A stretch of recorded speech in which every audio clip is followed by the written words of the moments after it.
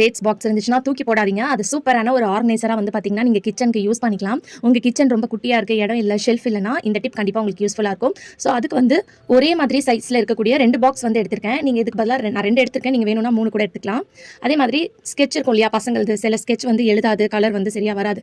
அந்த மாதிரி ஸ்கெட்ச் இருந்தா எடுத்துக்கோங்க. அப்படி இல்லன்னா கட்டப்பை குச்சி கூட இந்த சைஸ்ல இருந்துச்சுன்னா பார்த்து எடுத்துக்கோங்க. இப்போ இத வந்து நம்ம ஃபெவிஸ்டிக் போட்டு ஒட்ட போறோம். இல்லன்னா க்ளூ கன் யூஸ் பண்ணிக்கோங்க. இது 2மே வந்து பார்த்தீங்கன்னா, உங்களுக்கு நல்லா வந்து ஸ்ட்ராங்கா வந்து ஸ்டிக் ஆயிரும். ஸோ ஒன்று வந்து க்ளூ கன் அப்படி இல்லைனா ஃபெவிஸ்டிக். நான் வந்து ஃபெவிஸ்டிக் தான் யூஸ் பண்ணியிருக்கேன். ஸோ ஒரு 2 நிமிஷம் அதை அப்படியே பிடிச்சிட்டு இருந்தீங்கன்னா அது நல்லா ஸ்ட்ராங்காக அதில் வந்து ஒட்டிக்கும். ஸோ ஒரு 4 ஸ்கெட்ச் எடுத்துகிட்டு இந்த மாதிரி கார்னரில் வந்து நம்ம ஒட்டி விட்டுக்கலாம். இப்போ இதை ஒட்டினதுக்கப்புறம் இதுக்கு மேலே வந்து நம்ம இன்னொரு பாக்ஸ் எடுத்து வச்சிருந்தோம் இல்லையா, அந்த பாக்ஸை வந்து ஒட்டிக்க போகிறோம். ஸோ அதுக்கு வந்து இந்த ஸ்கெட்சோட கார்னரில் வந்து கொஞ்சமாக வந்து ஃபெவிஸ்டிக் வந்து நான் சேர்த்துருக்கேன். போட்டுட்டு அதுக்கு மேலே இப்படி லைட்டாக வச்சுட்டு நான் ப்ரெஸ் பண்ணி விடுறேன்.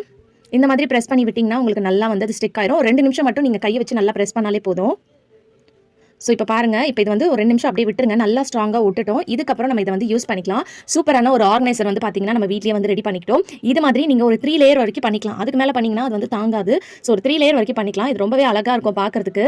ஸோ இதை நீங்கள் கிச்சனில் மட்டும் கிடையாது, மல்டி பர்பஸாக யூஸ் பண்ணிக்கலாம். கிச்சனில் சின்ன வெங்காயம், பூண்டு, இஞ்சி இந்த மாதிரிலாம் நீங்கள் போட்டு ஸ்டோர் பண்ணி வைக்கலாம். அப்படி இல்லைனா நம்ம டெய்லி அப்பப்போ யூஸ் பண்ணுற ஸ்பூன்ஸு, இதுக்கு கீழே வந்து கிளாஸஸ், மக்ஸு, காஃபி மக்கு, அப்புறம் குட்டி குட்டி பவுல்ஸ் இருக்கும் இல்லையா, அந்த மாதிரி நீங்கள் யூஸ் பண்ணிக்கலாம். இது வந்து நான் குட்டியாக எடுத்திருக்கேன் இந்த பாக்ஸ் வந்து. அதாவது நான் எடுத்துருக்கிறது வந்து பார்த்தீங்கன்னா டேட் பாக்ஸ். நீங்க கொஞ்சம் பெருசா இருக்கும் பாருங்க, இதே சைஸ்லயே ஸ்வீட் பாக்ஸ்லாம் கொஞ்சம் பெருசா இருக்கும்.